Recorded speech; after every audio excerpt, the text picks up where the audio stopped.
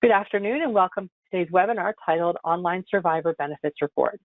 This webinar provides continuing education to surviving family members and service providers on how to access and utilize the Online Survivor Benefits Report, or OSBR. The reports are available for survivors of all service members who have died on active duty. The reports display their current and estimated future benefits. We're thrilled to have with us today Ms. Jennifer Harlow. Jen is the project manager supporting the DoD Online Survivor Benefits Report, or OSBR program. She has over 22 years of experience providing support to military survivors. Jen serves the military and survivor benefit expert and has experience as a Department of Veterans Affairs service officer. Without further delay, I'll turn things over to Jen. Good afternoon, everyone, and thank you very much for joining us for this webinar on the Online Survivor Benefit Report, also known as the OSBR. Before I get started, I would like to introduce Mr. Timothy Scott, who is a program analyst with the Casualty and Mortuary Affairs and Military Funeral Honors Office, to say hello and talk a little bit about what the webinar is about today. Good afternoon. I'm Timothy Scott, a program analyst with the Office of Casualty and Mortuary Affairs and Military Funeral Honors, and we'd like to welcome you to today's Online Survivor Benefits webinar.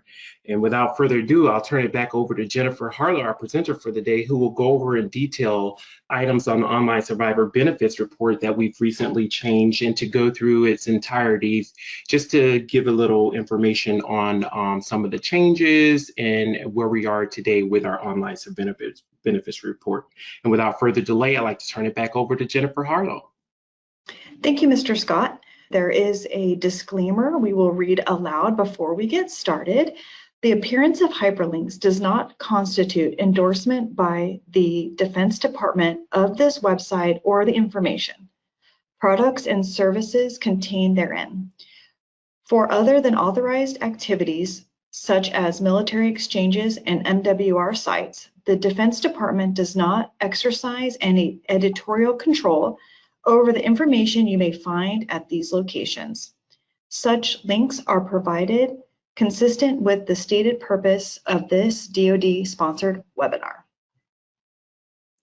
Today, our goal is to have those of you on the line and who will be viewing the webinar to understand there are differences between the interactive and the initial Online Survivor Benefit Report, known as the OSBR as well, understanding the benefits information displayed on the reports, improvements that we are launching today, February 1st, 2022, to the OSBR, and how to access the OSBR, and finally, who to contact for support.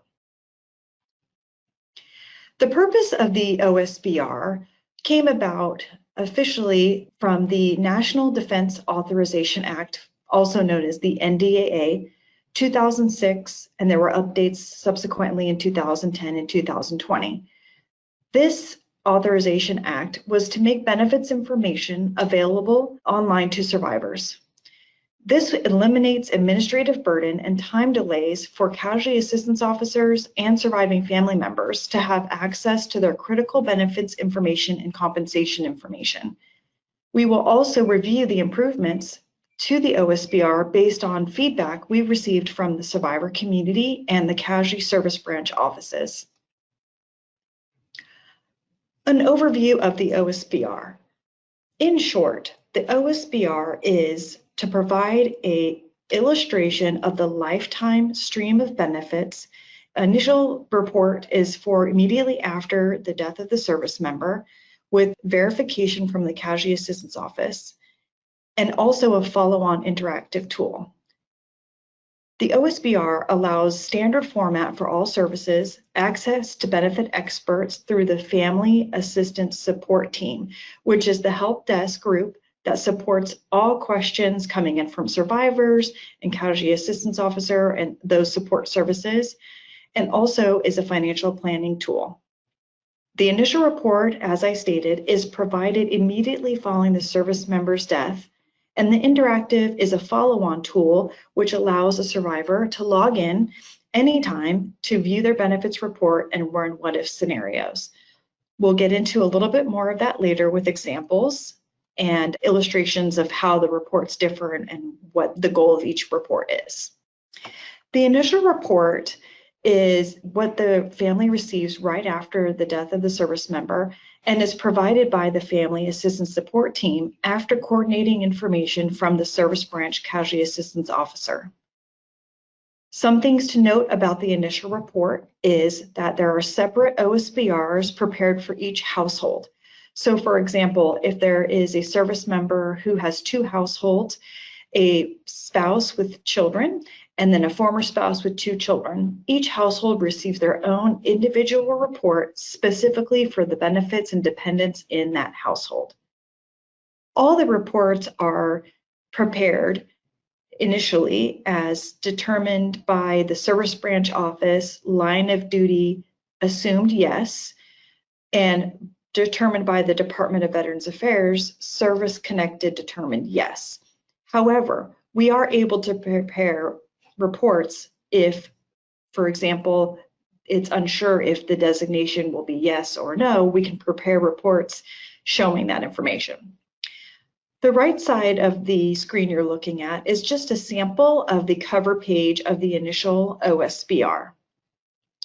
If you are an eligible spouse and you have not received your initial OSBR, we do recommend you contact the Family Assistance Support Team FAST at 877-827-2471. And we will go ahead and go to the next slide to talk about the process of how the reports are prepared and the very important care that we take when preparing the reports. So our diagram here shows that a casualty occurs. The Service Branch Casualty Assistance Office notifies the FAST team. FAST team validates the information with the Casualty Assistance Officer and creates the initial report and uploads it to the Service Branch OSBR website. And we'll talk about access to that later. These important steps are taken in the very beginning to validate the information to ensure that whenever the surviving family member receives the benefit report, that it has all possible scenarios for elections that is applicable, and to prepare if there is going to be a survivor benefit plan counseling appointment, and also reviewing with the Casualty Assistance Officer. So once the reports are prepared and posted, the Casualty Assistance Officer would then provide their most current email to the FAST, and we would link the email to access and download the reports by receiving a one-time link to access the OSBR. At that point, the Casualty Assistance Officer would then sit down with the family member and review the report, for example, with the surviving spouse or a guardian of a minor child.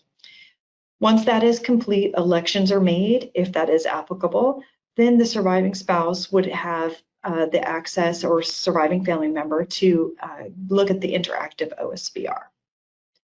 This part is really important to make sure that we wanted to have the initial process, and the Office of the DoD Casualty Mortuary Affairs and Funeral Honors Office, we want to ensure that a surviving spouse just isn't handed a report with a lot of financial information on it and just saying, here you go, check it out. The part of the process is really important to have the survivor sit down with the casualty officer and benefits experts for each service branch to review the report and walk the survivor through line by line so they can understand what the benefits are now and how they'll change over time. So that is why there are 2 separate reports. So today we're going to cover an example of a surviving spouse with 2 minor children and 1 adult child in their household.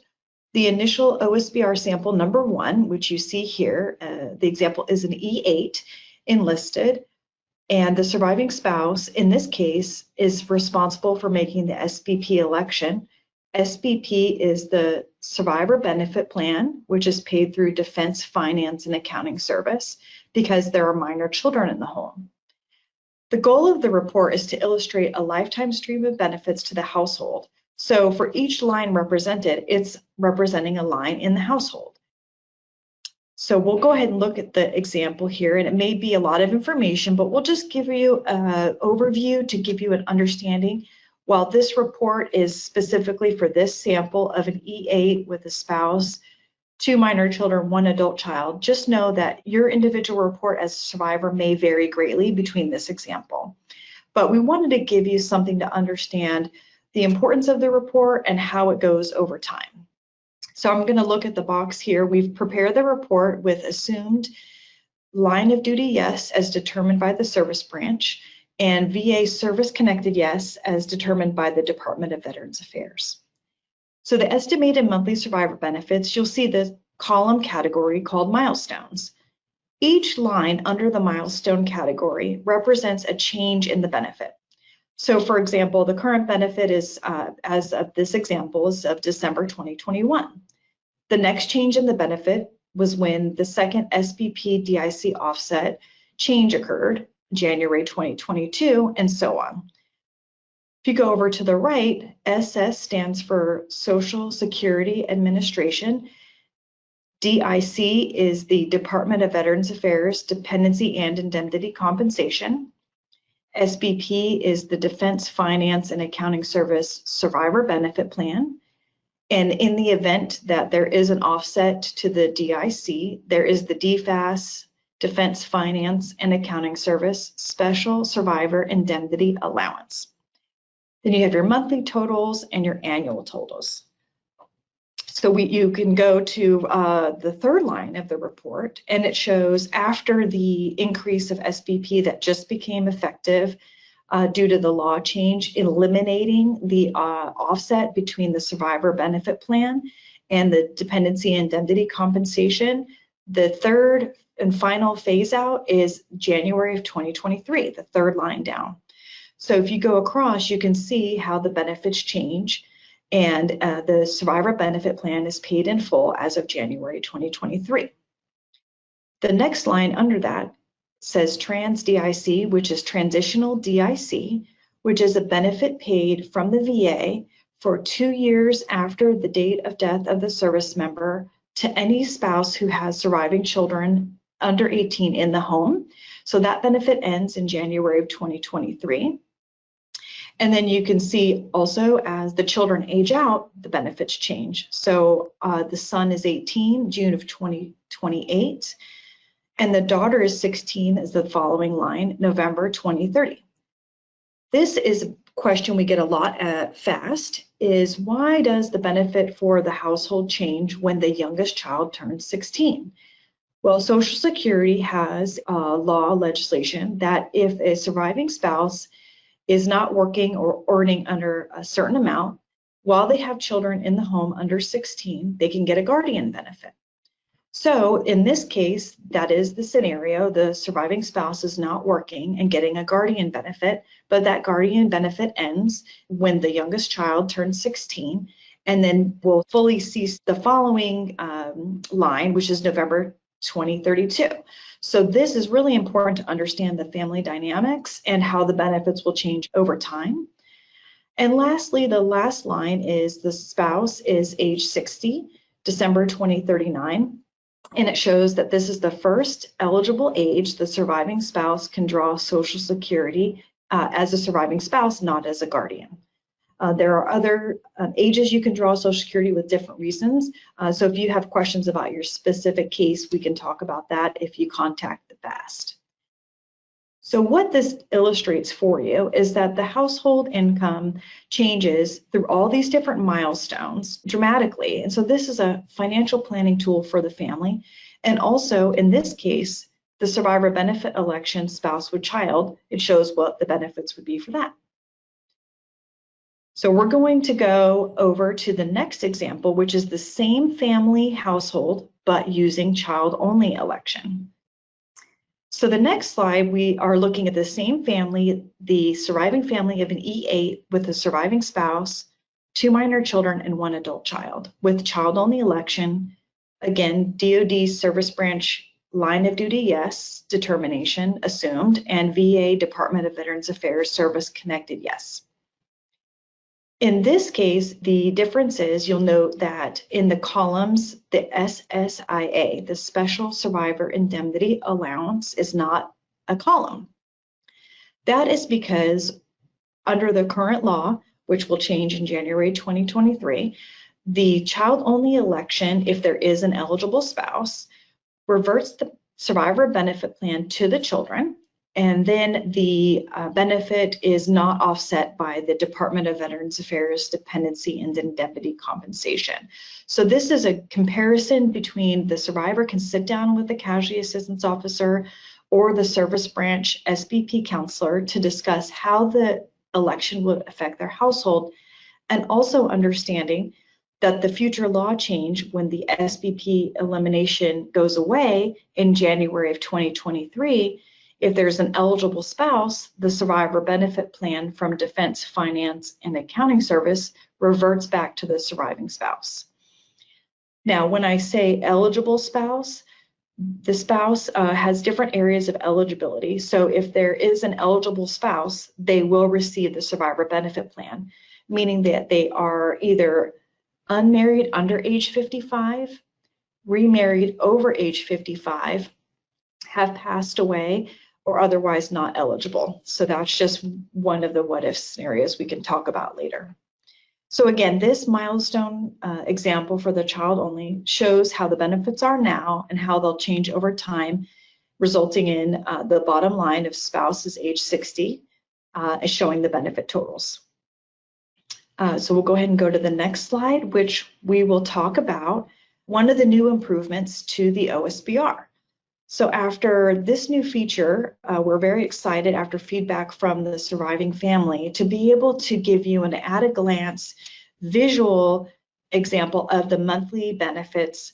In this example, we're using the same family household with child-only election, a chart representation of the monthly benefits and how they change over time with the milestones.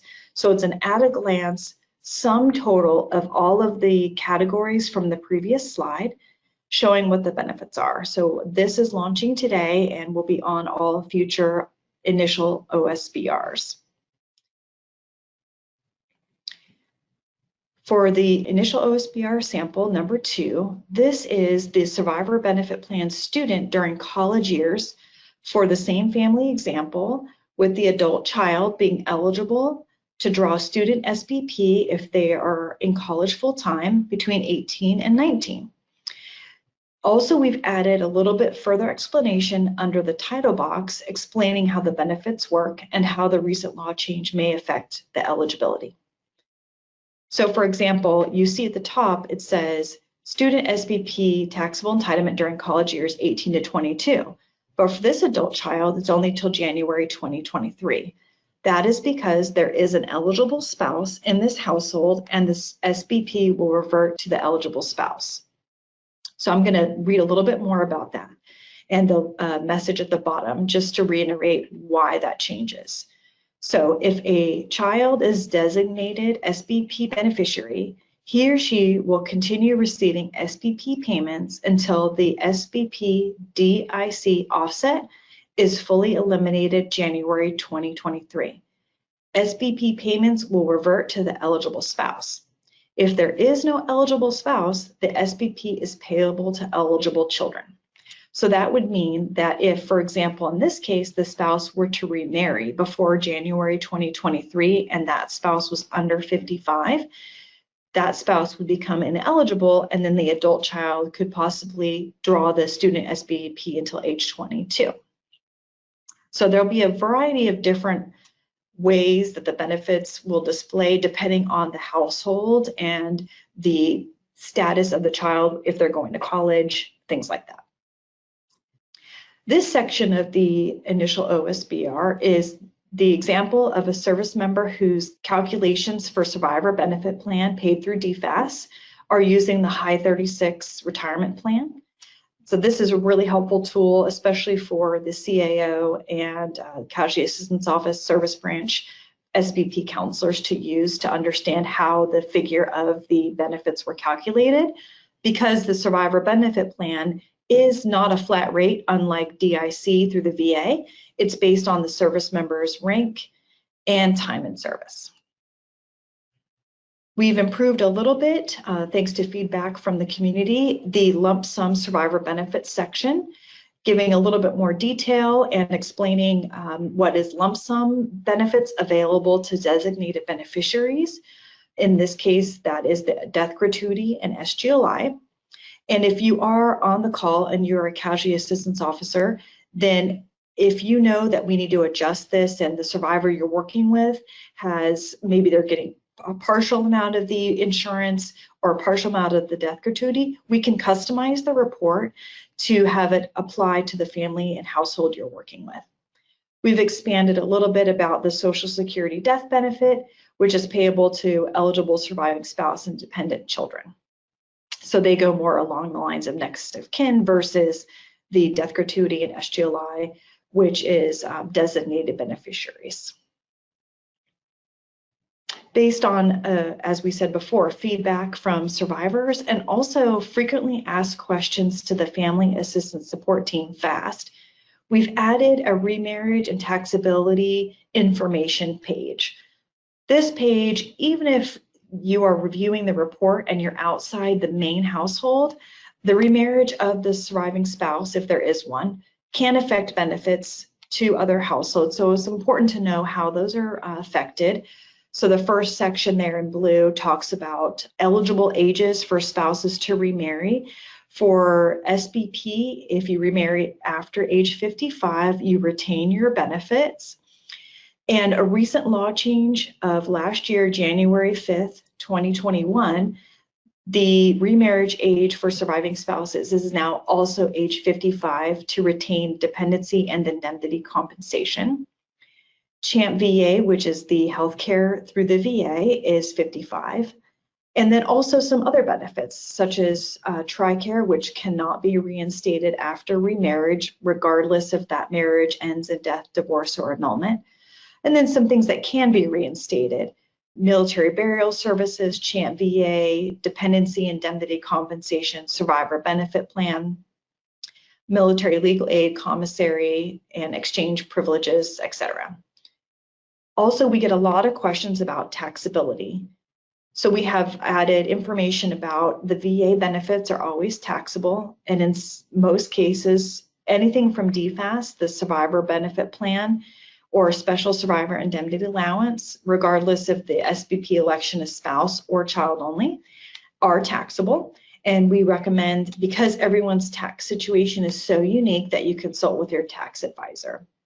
But these are just some helpful things that we felt would be great to have with the report for a resource for the surviving families. Now, the initial report, Department of Veterans Affairs Education Benefits section, this has also been modified slightly to add information on the contacts for the VA Education Office and phone number. So that's added there. And then the first section is talking about VA Chapter 35, Dependent Education Assistance for the same household we talked about earlier. So for example, in this one, the surviving spouse is eligible for 20 years from the date of death to use the 36 months of DEA Chapter 35. The adult child and the son and daughter who are minors are eligible between age 18 and 26 to use the maximum of 36 months, and then this year's rate is $1,298. Each year we will adjust the reports with the cost of living, and the DEA is updated every October, unlike most other benefits which are updated December 1st of each year or January 1st. So this is helpful to understand. Even if it's not needed right at the initial time of the death of the service member, it's good information to have and understand that there are education benefits out there when that time comes. We'll continue on with the next slide to look at the remainder of the Department of Veterans Affairs Education Benefits section. So the Marine Gunnery Sergeant John David Fry Scholarship, aka Chapter 33, we have a little bit of information on the eligibility and the time of benefits, which is also 36 months. We don't have these listed as a table because the Fry Scholarship is based on the zip code of the school and a lot of varying information depending on whether the school is in-state, out of state.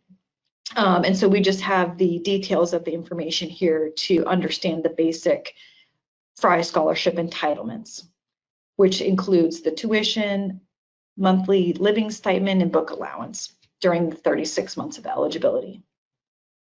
Below that, we've improved the eligibility information for the VA education benefits, breaking it down for surviving spouses and surviving children.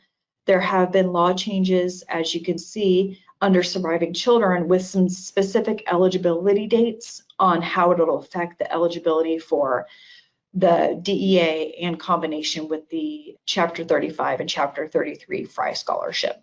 So this information has been added to help clarify that. And the next improvement is the addition of a glossary. The glossary has been added to include details and define benefit-specific descriptions and acronyms used in the initial OSBR. This section was added so survivors can easily reference the information in the report and add acronym descriptions. So this way, in this example, it's got a lot more information in this, but we just took a snippet out to show you that we have the breakdown of SS, which is the Social Security Administration benefits, explaining a little bit about eligibility, information there, and then the next example is the survivor benefit plan. So we have broken down the acronyms and the terms to give a resource for the surviving family members, casualty assistance officers, or SBP counselors to have this as an additional tool in reading the report, and also for safekeeping for the survivor to reference back at other times to understand the benefits. So this concludes the example of the initial OSBR, showing you a sample of a surviving spouse with 2 different SBP election choices. Now, the next slide, we're going to talk about the interactive online survivor benefit report. This is after the survivor has made their elections or received their final counseling from the SBP counselor or casualty assistance officer, and the access is handed over to the survivor to log in and be able to look at your report anytime 24/7 by using your DS login account to pull up your customized report. And we'll go over the instructions for the DS logon and how to get that shortly. But what we want to explain is that this ensures that the surviving family members can keep up with the current law changes, inflation adjustments, children's ages, if marital status changes, employment status, and even if there are no changes, by accessing the report, it's a peace of mind for the survivor to log in and understand the correct benefits. And if there is a survivor who needs to make a change or correction to the displayed OSBR, then we recommend that you contact FAST, the Family Assistance Support Team.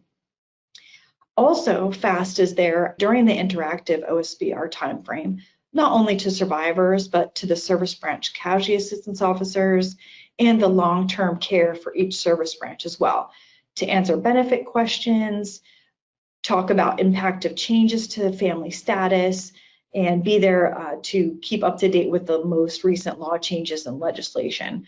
And nothing has taught us more than that, how important it is to keep up with it, is the big change to the benefits, which is the elimination of the SBP and DIC offset. So it's really important to keep up to date on that and be your own best advocate as a survivor to understand your benefits. So we talked about having to have an initial, the initial report access through your casualty officer, but for the interactive, this allows the survivor to access the report anytime using a DS logon. For the OSBR, the DS logon must be a level 2, what is now known as a premium DS logon account. There is a basic level DS logon account, but that won't allow you to access this site or many other sites, which is needed to validate your information to make sure your information is staying secure. So the premium DS logon account is required, and the interactive OSBR instructions are included in the handout section of this webinar. So you can download those, as well as you should have received a copy of the OSBR interactive instructions in the reminder for the webinar that you got today in your email.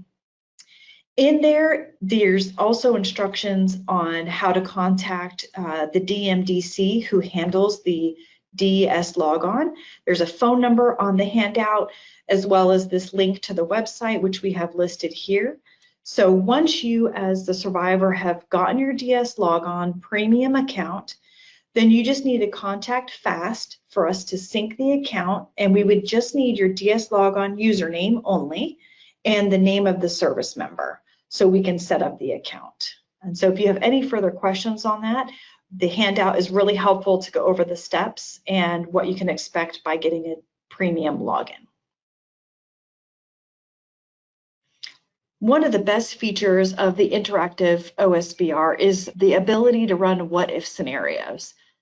Essentially, that is how we categorize a surviving spouse or family member logging in and saying, if anything happens and possibly could change my benefits, what is my benefit picture going to look like? So we've listed the changes that could be made. What if a surviving spouse remarries? Another important piece is, if anything happens to the guardian or surviving spouse, what are the benefits going to look like in the event of their death for the guardian to take care of any minor children? How will the benefits change? And this is a really important part of financial planning for the survivors, to be able to go in and see, if anything happens to me, how will the children be taken care of if there are any in the home? As I talked about before with the example, your employment status as a surviving spouse can affect the benefits coming into the household based on the earnings. So we have some samples for that. How will the benefits change if someone becomes disabled? And education of children can change if the child decides to go to a military-funded academy, or if they're going to join the military themselves and go straight into service. That changes the benefit pictures. And then the children's dependency status. So these are all the things that a survivor can use and run in a what-if scenario.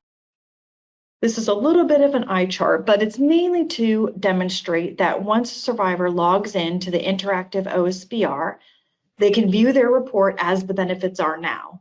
At the bottom of the screen, you can run in what-if scenarios. So in this example, on the top left-hand side, I have a box up here with the spouse's information, and it has drop downs where you can select different options. So there's a box under the spouse's name for disability, employment, and for this example, we're going to use marriage status. So we're going to have the example, the surviving spouse is considering remarriage. So I'm going to select yes, I plan to remarry, and put in a future date of August 10th, 2022. Once I hit calculate, the box on the bottom right with the benefits table, the first box that I've highlighted in red indicates what change has been made on this what-if scenario. So for example, if the survivor wants to print this out, do multiple what-if scenarios with different dates or different category changes, you can see exactly what's been changed on the what-if when you print it out or save it as a PDF once you're in the interactive OSBR. So in the table, like I said, it's a little bit of a small print, but you can see it's very similar format to the initial report, which shows what the benefits are now and how they'll change over time, including August 2022, when the survivor remarries, and shows how the benefits change to the household. There's drop-down menus to run the reports, and also a combination of changes can be made at one time. So if there's multiple changes going on, for example, if the spouse is remarrying and a child has decided to go to a military-funded academy, you can run both of those changes at the same time. So that is an example of a what-if scenario, which I think is a great financial planning tool for survivors when you're making big life changes if you want to go back to work. For example, we can have a surviving spouse who contacted FAST and they had the option to say, okay, I'm 24, I've got a little child at home. Is it worth it for me to go back to work or not? They could run the scenario to say, I am employed and earning over the earnings limitation for that year, and see right there before they make the decision on how that's going to affect their Social Security and will it be worth it or not. Is it going to be too much for that spouse to go back to work or go to work and say, okay, now I have daycare, I have work clothes, I have commuting. In the end, it may not be worth it, but it also might be worth it depending on their family situation. So that's why the what if is just another example of how it can be really helpful. How to access the OSBRs. So this is how you would access either in the initial OSBR or the interactive OSBR. You can simply go to Military OneSource and search in the search box on their homepage, Online Survivor Benefit Report. It takes you to a page that has not only the information for each service branch's link, but also the contact information for FAST, the phone number and email. Each service branch has their own separate site, and right now the Space Force is included in the Air Force. So those reports, if that were need to be, would be under the Air Force benefits site for now. So this is how you access the report. And we're going to go to the next slide to see what the access page looks like for you once you go to your service branch site. When you get to this page, you have some information, disclaimers, advisories to read over and understand. Before there's a checkbox where you say you understand and read the above information. And before you click the box, the initial OSBR section and the interactive section is grayed out. But once you click the box saying that you've read everything, you have the option to access the initial OSBR, and it has instructions here if there is assistance needed. And then the initial OSBR and email is entered. A request is sent. The email that's been linked by FAST would then be sent to the person wanting to view the initial reports. They would get a one-time link to view that. And then the interactive report is where the surviving family member would access DMDC login with their DS logon to be able to view their customized report. And so this is what you would be looking for. Also on this page, should you run into any troubles, is the FAST phone number and email. I just want to talk about again how important it is to utilize the OSBR not only for the initial report, but also the follow-on interactive report. You want to be able to, as I said before, be your own best advocate as a survivor, to understand your benefits, maintain awareness of changes, follow along with the lifetime milestone changes, pending changes, cost of living, and also know that FAST is there for you to answer any questions. So should something change, sometimes we get a call where survivors who know that they may have moved and they need to find out who to contact to update their address. FAST can point them in the right direction. If it's really early on and the service member just passed away and died on active duty, then we would connect them with their service branch casualty office or refer them back to their casualty assistance support to go over what they need support with. And please do, as it says, big bold letters, mark your calendars, update and access your OSBR annually. At the minimum, you're going to have your cost of living allowances. You have the education benefits for VA, which are updated for the Chapter 35 in October, and then January 1st, effective benefits for cost of living, and the recent law change for the SBP DIC offset elimination is effective January 1 and shows up in the pay statements on February 1. So it's really important to maintain the contact with your interactive OSBR and know the FAST team is there to assist you. And also for those of you on the line who are service branch casualty offices, FAST is also here to help you anything to do with the reports with the OSBRs. And lastly, our points of contact. So you have at the top there, the Family Assistance Support Team. Just a little bit about the team, myself, as we talked about before. I've been working with survivor benefits for over now it's 23 years now. And the team itself has been working with families. Each person has over 15 years experience. The newest person on the team has been there 10 years. So they are really subject matter experts to help you with the survivor benefit reports, the online survivor benefit reports, benefits questions. And if we can't find an answer, we'll connect you with the right people.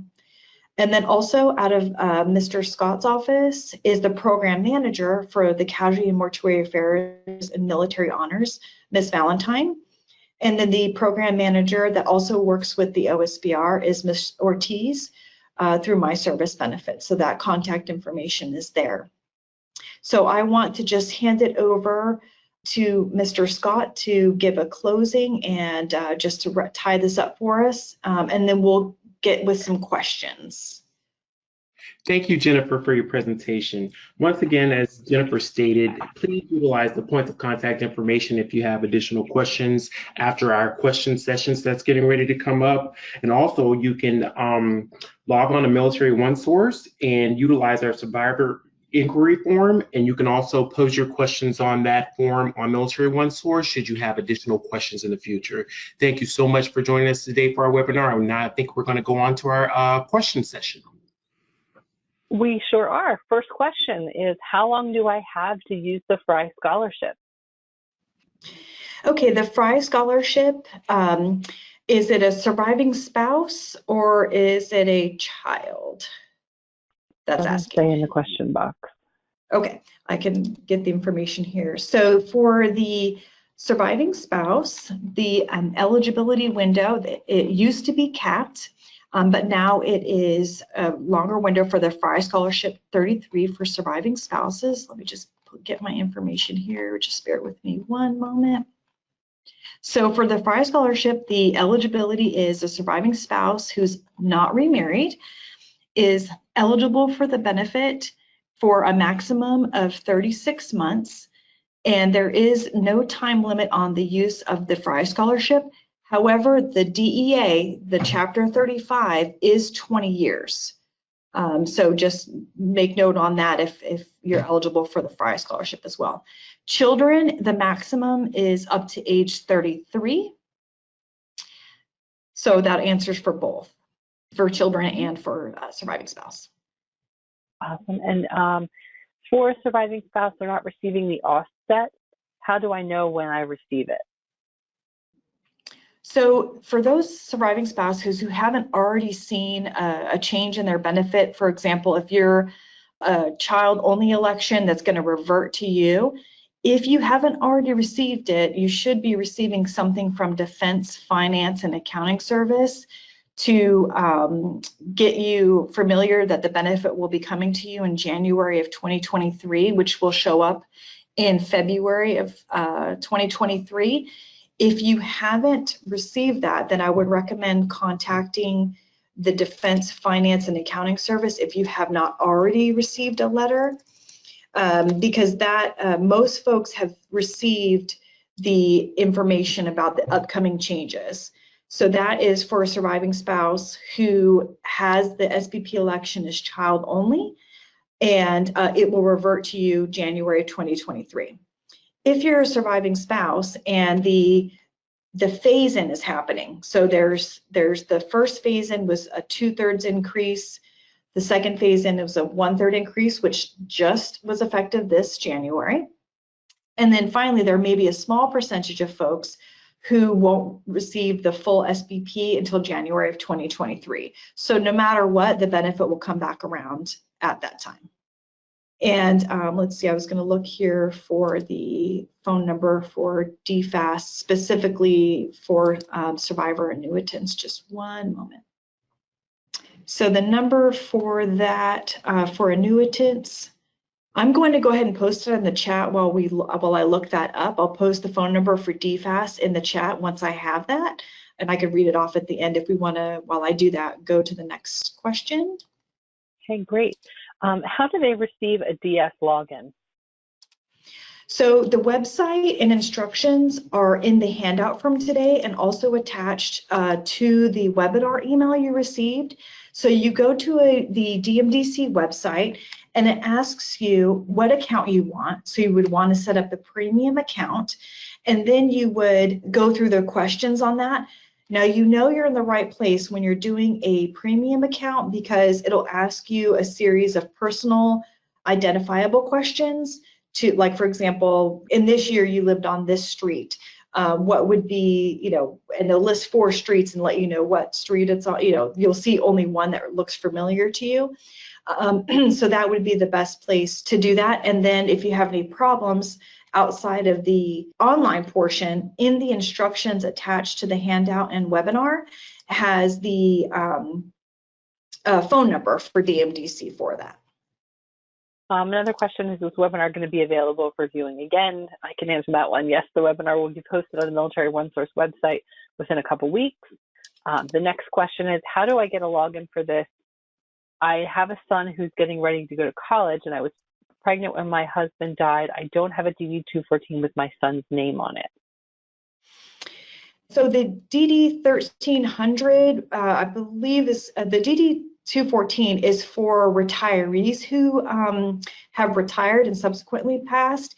You may be talking about the DD-1300, which is the report of casualty. And so that would be what I would like if we could do is if you could put your contact information in the chat or email on the slide that you see now, email the FAST team so we can specifically talk to you about the eligibility and how the eligibility is set up, because we would want to make sure that we're looking at the right benefits, because the benefits are different depending on the status of the service member. Thank you. Another question, which we've kind of talked about before, I didn't realize that I needed a level 2 DS login, so I haven't been able to see my interactive OSBR. So I simply sign up for that login at the website given, then contact the FAST by email or phone number listed to get linked. That's 100% correct, yes. Okay. Awesome. And what if you have a DS login, but it's not premium? Then you can go to the same website and upgrade your account. There should be an option for that to upgrade your account. And you definitely want to choose the upgrade option and not start a new account, because that can cause a lot of problems with it crossing in the system. So if you already have the basic DS logon account, then you would need to upgrade the account you have to the premium level 2. And then the next question is, where is the chat so I can get that number to call? Is that on slide 19? The phone number for the DMDC is actually located in the interactive OSBR instructions.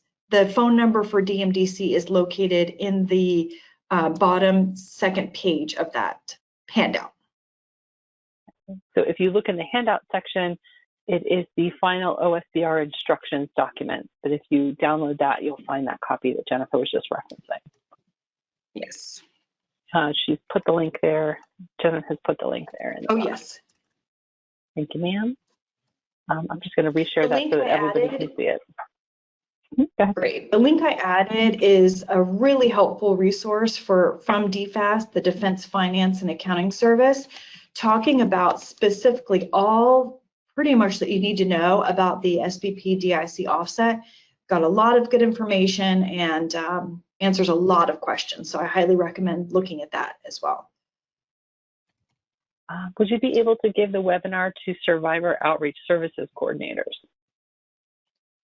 Yes, so any request, if you would like a presentation similar to this, could you please reach out to Ms. Valentine? Her contact information is on the next to last slide of the webinar, and all requests would go through her or Mr. Scott to be able to have a webinar of this type presented to other organizations. And then this will eventually be posted on the Military OneSource website and be able to be shared as well. So real quick, I did find the phone number for the Defense Finance and Accounting Service for those who, the question about the, they hadn't heard anything about receiving the survivor benefit plan. So the number is 888, this is for DFAS, 888-332-7411. And there are some instructions after that. You want to press option 4, then option 2. If you do not press any options, you'll be routed to an operator who can direct you. And Jennifer, could you give that to us one more time? It was 888 332-7411, option 4, then option 2. Okay, and I just put that in the chat box too for everyone to see. And then I'm pulling it up here to give out, just to make it easier for everyone. If you are calling in by phone and don't have access currently to the handouts, I'm going to pull up the contact phone number for the DMDC, which you can call for help on the DS logon. I do caution that during peak times, such as now, beginning of the month, that there may be longer hold times. So if you can go to the website, that's great. But if you are encountering problems, then to contact DMDC, their help desk number is 1-800-477-8227. And like I said, like most places at the beginning of the month, end of the month is going to be a little bit longer hold times. Jen, I'm going to give it back to you for any final thoughts or closing comments that you'd like to make. Yes, I just would like to say thank you very much for taking your time to attend the Online Survivor Benefit Report webinar. We appreciate all the feedback that we've gotten from the survivor community, which then in turn allowed us to really pinpoint the improvements that needed to be made. So not only do we appreciate you attending the webinar, we appreciate any feedback you have. And also just a reminder that the Family Assistance Support Team is here to help you with the OSBR. So don't hesitate to reach out, to email or call. Our offices are Monday through Friday, 8 a.m. to 5 p.m. Eastern Time. And we pride ourselves in returning our phone calls same business day, if not the very latest 24 hours, and same with email. So we try to be really responsive to get back to you with your questions. So I just want to say thank you again, and I'll turn it over to Mr. Scott for some final words from him. Thank you, Jennifer. Just to reiterate what you stated, we are here for the community. If you have any additional questions, like I stated earlier, you can also log on to Military OneSource and complete one of our survivor inquiry forms. That's in addition to contacting the FAST team. They're an awesome team, and we'll try our best to our ability to answer the questions that you may have. If we don't have the answer for you, we will direct you to the organization or agency that can assist you with getting those answers. And once again, thank you for joining us today for our webinar, and we appreciate you. And just to share one more thing, there's a couple comments in the box thanking you all for everything that you do, and just thanking you so much for the presentation today. So I'm going to follow up with that, and I'm also going to thank Jen and Mr. Scott and their teams for sharing their invaluable experience and expertise. And I'd like to thank all of you, our attendees, for participating in today's webinar. If you find yourself having any questions after the webinar is over, please email moswebinars@militaryonesource.com, and we'll send them over to the presenter for answers. This concludes today's webinar on the Online Survivor Benefits Report, and thank you for your attendance.